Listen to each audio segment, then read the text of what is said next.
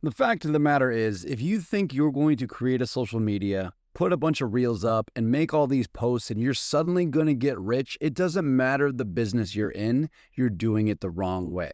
On today's episode of Marketing Made Easy for Small Business Owners, we are going to talk about the 4 biggest lies that the gurus teach you. And by gurus, I just mean the internet. There's so many shiny objects, things going on, and check this out and do it this way, that everybody seems to forget about the simple point that this stuff is not that hard. It's not a magic trick. It's just a matter of putting in the work. And that's what we're going to cover today. My name is Dan Sieg, and you are listening to the Marketing Made Easy for Small Business Owners podcast. And I'm excited to really dive into the mistakes that I had just mentioned. The point of the matter is there are a lot of lies out there. And when I say lies, I'm talking about just misinformation. Really what it comes down to is when you are being targeted by marketers like me, it's not fair. You're a business owner. You're not a marketer, but you know that you need marketing to run your business better. The problem is you've got I don't want to say untrustworthy, but you've got unethical marketers that are able to promote a product that they created to make you think that it's going to be easy. That's the whole point of marketing. If you are a small business owner, you want to be able to take those same tactics, those same tricks that the marketers use on you to get you to buy their programs and use it on your customers. That's the name of the game. But even that, you're overthinking it too much because, to be honest, marketers selling marketing to other people, whether it be to other marketers or business owners, they've got the tricks figured out, and it's so saturated. There's so many people already trying to do it, so they have to go above and beyond in order to stand out. You as an electrician, you as a landscaper, you as just a regular small service-based business owner, you don't have to go that far. Because when somebody calls you on the phone, they see your business, they need your services. Otherwise, they wouldn't have been looking for it. Okay, you don't have to put in all the tricks and all of the loops and swoops and all of that stuff. You can just keep it simple, which is good news for you and bad news now that you know that for the marketers trying to sell you the BS. Okay, I work in the marketing industry. I don't sell marketing to other marketers. I sell marketing to small business owners, and I do it in 3 easy steps, like we talked about last episode: attract, nurture, close. That's it. It's 3 steps: know, like, trust, cold, warm, hot, top, middle, bottom. That will be the mantra that I want you to always ram into your brain, to always be putting it out there and always be thinking about it. How does somebody find you? What do you say to them when they find you? And how do you get them to actually give you money? The people give you money a lot easier if they found you and they like you. Okay? Don't overcomplicate this stuff. And that's the point of this podcast is ultimately I want you to learn this stuff for yourself so you can start building the foundation. And then at the end of the day, understand like, hey, I don't really have time to keep up with this. Let me hit that Dan guy up from the podcast and he'll do it for me. And again, it's not hard, but it does take time. It is time consuming. Okay. I know a lot of really dumb people that are really good at marketing because they just follow the steps. Don't let anybody tell you otherwise. Lie number 1 that you're told by marketers is that you just need to build it. If you build it, they will come. All right. And that's cool. Kevin Costner, all that stuff. I get it. Build it, they will come. And it's not a bad idea. You should build it. What I'm talking about when I say build it, I mean your social media. Build a social media. Have a social media. It's a good idea, but here's where most people go wrong. They build an Instagram. They build a TikTok. They build a Pinterest. They build a Snapchat, whatever the platforms are, a Facebook account, and they post on every single one of them all of the time, and they're spreading themselves so thin that they don't even know where to start or where they left off on the last time. And what I tell my clients and what we do for them is ultimately focus on one particular platform. Build up your audience on that platform, because here's a tip. Here's a little insider's knowledge. All of your customers, potential customers, are on all of the ads. Just find one and focus on growing that and see what happens. And once you do that, you can build your little following and then start to actually research them a little bit. Start to actually understand their wants, their needs, their pain points, their desires. Depending on the industry that you're in, sometimes those pain points are a lot deeper, a lot more psychologically need to be understood on a different level than, say, somebody in another industry. Right? For example, if you're a realtor, your client's pain points are going to be very complex and you need to really research those. Versus if you're a plumber, it's a little bit of a different story because your client needs your services 10 minutes ago. There's a reason that that person Googled plumbers near me, and it's because they got a pipe that's busted and they need it fixed right now. So they're not going to do a whole lot of research. That is their immediate pain point. Okay? And I'm getting a little on topic here, but at the end of the day, it's not very complicated. It's just a matter of solving a pain that a person from a particular audience is having. Okay? In that sense, a plumber, you solve the pain from a consumer who needs their pipes fixed. Or you're solving a pain for a customer that needs their pipes unclogged. It doesn't matter. You're solving a problem and you're getting paid for it because that's what business is. So point of the matter is, it's not about just building social media. It's about staying focused on one and then understanding that social media is just one piece of the puzzle. Remember, attract, nurture, close, top, middle, bottom. Once you attract them with your social media, too many people do what we call pitch slap. They slap somebody upside the head and they say, hey, I'm really great. You should buy from me. Well, what are you saying in the nurture phase? What are you saying in phase number 2 that encourages them to go to phase number 3 where you can actually close them? Everybody goes from 1 to 3, no big deal. But 95% of all business owners skip number 2, and that's where they go wrong. Number 2 is what happens after you attract them into your world. You made a cool reel. You went viral. You got a bunch of likes and your serotonin boosts. You're so excited. But what happens then? Did you capture their email? Did you get their phone number? Did you engage with them in a comment? That is the middle. That is the nurture phase. And a lot of people seem to forget that because they were told the lie that they just need to build a real cool social media and post some viral reels. Lie number 2. Everybody thinks that you need a huge following to be successful. If you were a wedding photographer, just pretend for a second that you were a wedding photographer. Would you rather have 50,000 random strangers from all over the country following you? You're going to get a lot of likes. Or would you rather 50 engaged couples from your part of the state? Probably not going to get a whole lot of likes, but you're going to close a lot of deals, and that's what matters. And on that note, it really just comes down to vanity metrics. I talked about it a second ago. Cool. Serotonin, awesome. I feel really good. Look at how many views I got. Look at how many likes this got. You know, I got a mountain bike video I posted the other day on my personal Instagram. It got like 40,000 views and nearly 1,000 likes. Did I make any money off of it? No, because that's not my business model. I'm not an influencer. What I am is a marketer. If I had made a video like this one right here and put it online and it got 40, 50,000 views and nearly 1,000 likes, that'd be good. And you know why? Because I would have a link, like I do, in my profile for someone to take the next step and enter that second phase, the nurture process. So to put a little bow on that, ultimately, what you want to do is focus on quality over quantity. Don't worry about the engagement, the engagement chase. You know, you're constantly looking for reasons to get all of these cool feelings and likes and stuff like that. But what I want you to do instead is focus on building trust. Focus on the quality of the conversation, because if you post a cool video or you get some people commenting, go in there and just engage with that person. You might not close them right then and there. You probably won't close them right then and there. But what you will do, or what they will do, is they will remember you when they decide to go with somebody that has your product. They're going to say, I remember that person. They were nice to me. They helped me when they helped me and they weren't asking me to buy anything. Okay? Think about it like this. You walk up to a woman at a bar. If you're a guy, or if you're a girl, you walk up to a guy at a bar. It kind of doesn't work the same for girls and guys, but if you're a guy walking up to a woman at a bar and you say, hey, I want to go out with you. 99 times out of 100, that woman is going to say no.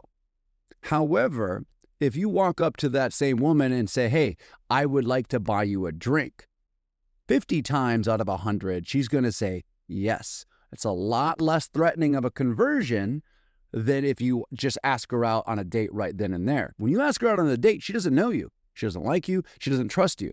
That's a big commitment. All right. However, if you ask to buy her a drink, it's a much less of a commitment, and she's more likely to say yes. And then while you're drinking that drink with her, you can begin to build that rapport. You can get that the trust factor built up. So when you're done with the drink, you then ask her out on a date, and your chances of converting to that conversion are that much better. So don't go walk up to people and just say, hey, check me out, I'm awesome. Build those micro conversions. That's what marketing is all about. Lie number 3, paid ads are the only way to grow. The reason it is false is that they do work, but not if you don't have your messaging figured out or a proper strategy. Let me tell you a little bit of a story. When I first got started in this business, I had big eyes for some big money, and a friend of mine had a buddy of his that he went to college with and was making like $25,000 or $30,000 a month selling glass, Chinese bongs, literal bongs from China that he was buying for pennies, like 50, 60 cents a piece, and selling for like $70 or $80 online. And I was like, holy crap, this sounds awesome. I can do that, right? I can order stuff from China. I can go put it online. I'm going to run some ads to it. Well, learned really quick that that friend of his was using search engine optimization and wasn't running ads. I was actually trying to run ads on Meta, well, Facebook at the time, and turns out they don't let you advertise smoking products. So that was a big slap in the face. I learned a lot about how to run ads. I just couldn't actually run them. So after that, I got involved with my brother, who was an artist. I'm like, you know what? I could sell art online. I could do that just fine. I built out this big ad strategy. I put it out there, and it turns out people don't just buy art like they do bonks. It's not a quick, easy decision. It's a much higher price point. So I spent like $5,000, $6,000 in ad spend, and I only made maybe $1,000 back. The art we were selling was $300 or $400 a piece. So it would cost me $5,000 to sell 3 or 4 pieces of art. And that wasn't sustainable. Point of the matter is, what I'm trying to say right now is I learned real quick that just throwing money at Facebook is basically just gambling, unless you have your messaging locked in. Now, what you want to do, don't go give Google your money. Don't give Meta your money. What you need to do is make sure that you have a solid process organically in place before you go and do paid traffic. Paid traffic works, but it's the quick, easy route for people who have money to spend, who have money to test, who have money to blow. Because if you have an offer that doesn't convert organically, ads aren't going to be your savior. They are not going to magically fix a broken offer. And what is an offer? An offer is what it is you sell. An offer is what it is that you help an audience get, right? An audience has a pain point. You have a solution. Your offer is that solution. All right. So make sure to have it working organically before you even think to go to paid. And finally, lie number 4. We talked a little bit about this in the last episode, but lie number 4 is that marketing is complicated. And I'm going to be honest, it's not. It really isn't. Marketers want you to think it's complicated so that you hire them to do it for you, or you buy their course, their program, whatever it is, but it's really not. And I'm going to say it again, just to hammer it home. Know, like, trust. Top, middle, bottom. Right? That's it. Attract, nurture, close. What are you saying to your prospects in the middle? Everybody wants leads. Everybody loves leads. I got tons of clients I get tons of leads for.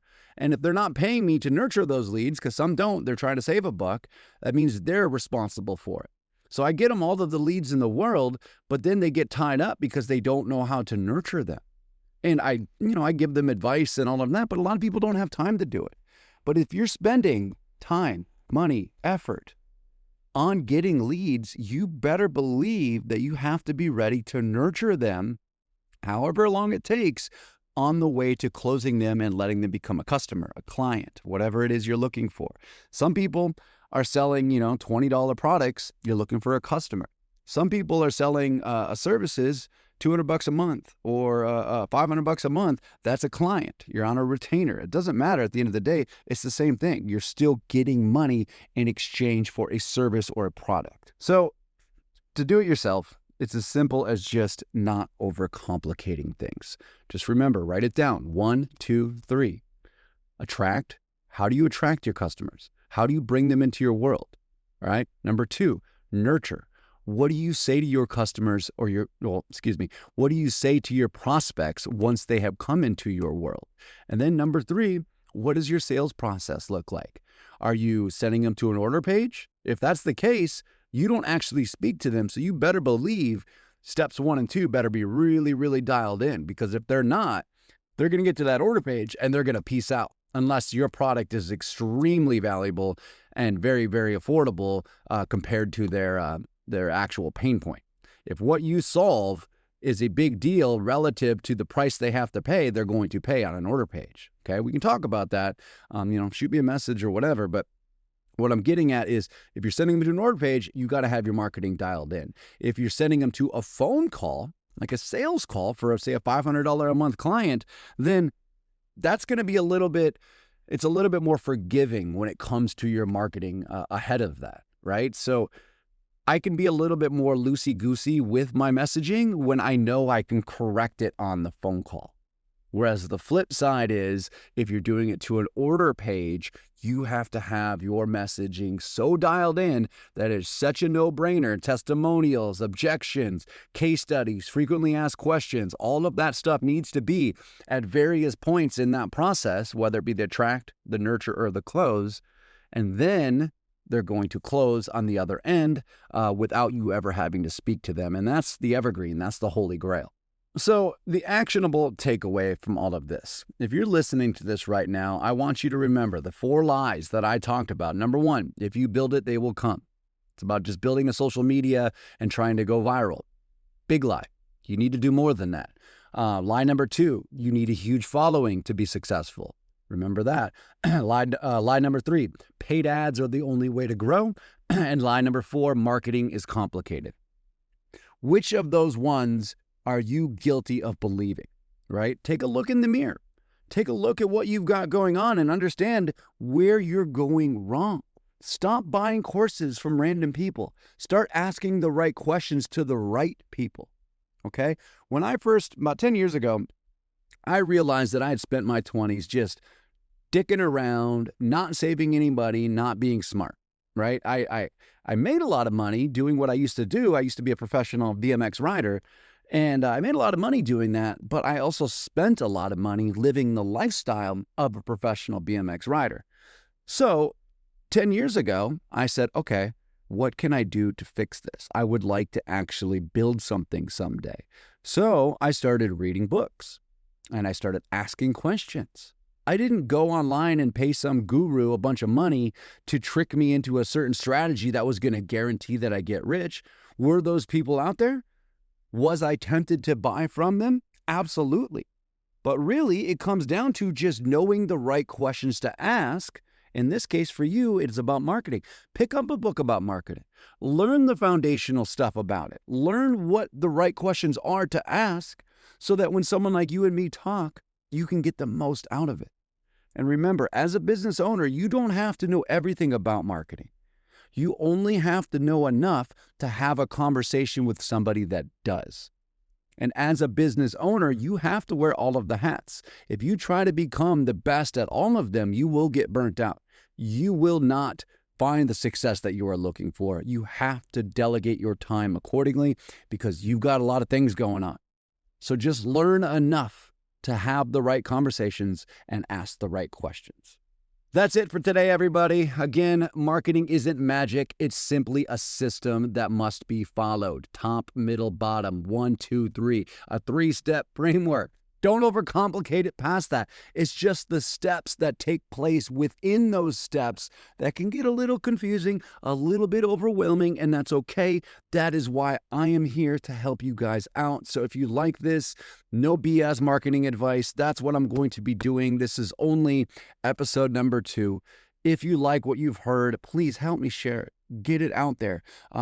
Share the mailing list. Share this link. If this could help any of your business owner friends, the more people that I can get involved with this, really what it comes down to is the more motivated I will be to sit here and ramble and talk to you guys all about this stuff. And as I said, you can only talk about those 3 steps so much.